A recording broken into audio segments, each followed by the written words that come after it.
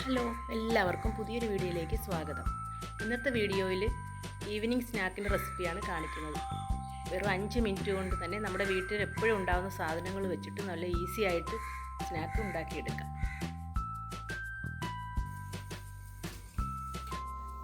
അപ്പോൾ ഇത് ഉണ്ടാക്കിയെടുക്കാനായിട്ട് ഞാനിവിടെ നല്ല പഴുത്ത പഴമാണ് എടുത്തിരിക്കുന്നത്. അപ്പം നമുക്ക് ഏത് പഴം വെച്ചിട്ടും ഈ സ്നാക്ക് ഉണ്ടാക്കിയെടുക്കാം. നല്ല പഴുത്തതായിരിക്കണമെന്നേ ഉള്ളൂ. ഇനി അത് ഒരു എളുപ്പത്തിന് വേണ്ടി ഞാനിവിടെ മിക്സിയുടെ ജാറിലേക്ക് ചെറിയ കഷ്ണങ്ങളായിട്ടൊന്ന് മുറിച്ചെടുത്ത് കൊടുക്കുന്നുണ്ട്.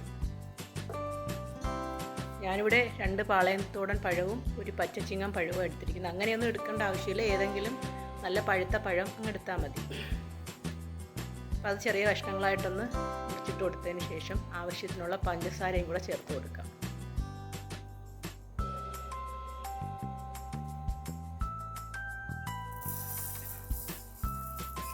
ഒരു 4 ടേബിൾ സ്പൂൺ പഞ്ചസാര ഞാനിവിടെ ചേർത്ത് കൊടുത്തിട്ടുണ്ട്. അത് നന്നായിട്ട് ആ പഞ്ചസാര അലിയുന്നത് വരെ ഒന്ന് അടിച്ചെടുത്തതിന് ശേഷം മറ്റൊരു ബൗളിലേക്കൊന്ന് മാറ്റി കൊടുക്കാം.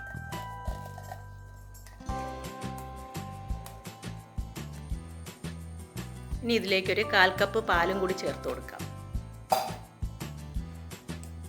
നന്നായിട്ടൊന്ന് മിക്സ് ചെയ്ത് കൊടുക്കാം.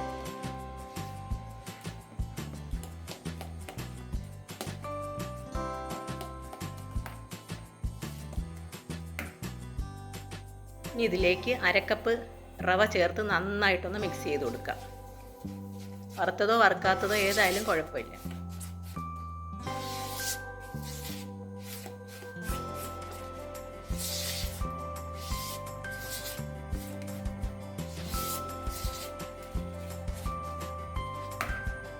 ഇനി ഇതിലേക്ക് ഒരു 1/4 കപ്പ് ഗോതമ്പ് പൊടി ചേർത്ത് കൊടുക്കാം. ഇനി അതും കൂടി ചേർത്ത് നല്ലതുപോലെ മിക്സ് ചെയ്തെടുക്കണം.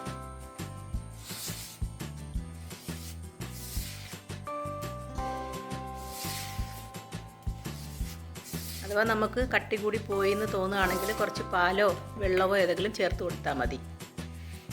ഇനി അതിലേക്ക് ഒരു നുള്ളു ഉപ്പും കൂടി ചേർത്ത് കൊടുക്കാം.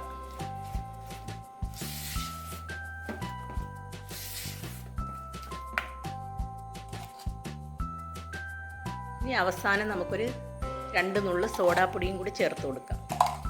അതിനുശേഷം നന്നായിട്ട് ഒന്നുകൂടി മിക്സ് ചെയ്യണം.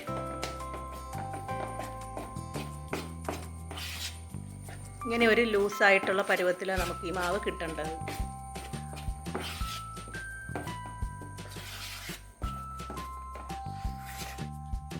ഇനി ഇത് വെച്ചിരിക്കേണ്ട ആവശ്യമൊന്നുമില്ല, ഉടനെ തന്നെ നമുക്കിത് ചൂടായ എണ്ണയിലേക്കിട്ട് പൊരിച്ചെടുക്കാം. ഇതുപോലെ കുറേശ്ശെ കൈവച്ച് നുള്ളി ഇട്ട് പൊരിച്ചെടുത്താൽ മതി. ഞാനിപ്പോൾ ചെറിയ ചെറിയ ഉരുളകളായിട്ടിട്ടാണ് പൊരിച്ചെടുക്കുന്നത്. അപ്പോൾ ഇത് നമ്മൾ എണ്ണയിലിട്ട് ഒന്ന് ചൂടായി വരുമ്പോഴേക്ക് ഇതൊന്ന് വീർത്ത് വരും. അപ്പോൾ അതിനനുസരിച്ച് ചെറിയ ചെറിയ ഉരുളകളായിട്ട് ഇട്ട് കൊടുത്താൽ മതി.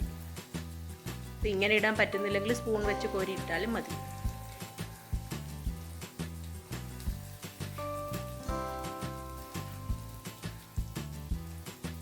നല്ല തിളച്ച എണ്ണയിലേക്ക് ഇട്ട് കൊടുത്തിട്ട് തീ നന്നായിട്ട് കുറച്ച് വെച്ചിട്ട് വേണം ഇത് വേവിച്ചെടുക്കാൻ, അല്ലെങ്കിൽ ഉൾഭാഗം വേവാതെ വരും.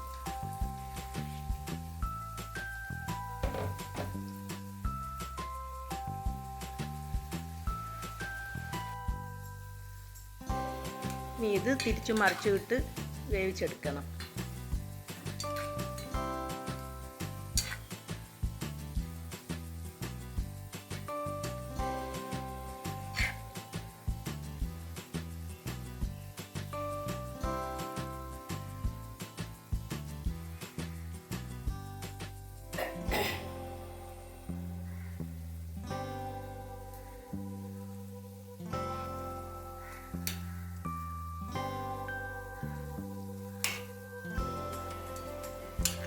ഇതുപോലെ എപ്പോഴും ഒന്ന് ഇളക്കിയിട്ട് വേണം ഇതൊന്ന് മൊരിയിച്ചെടുക്കാൻ.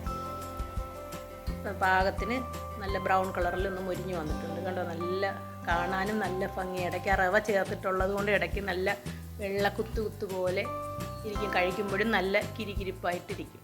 ചൂടോടെ കഴിക്കുമ്പോൾ ഇത് പുറമേ നല്ല മൊരായിരിക്കും. അടുത്ത ദിവസം നമ്മൾ കഴിക്കുകയാണെങ്കിൽ നല്ല സോഫ്റ്റ് ആയിട്ടിരിക്കും.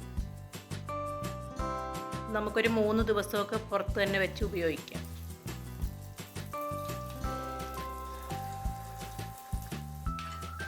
ബാക്കിയുള്ള മാവും ഇതുപോലെ തന്നെ പൊരിച്ചെടുക്കാം.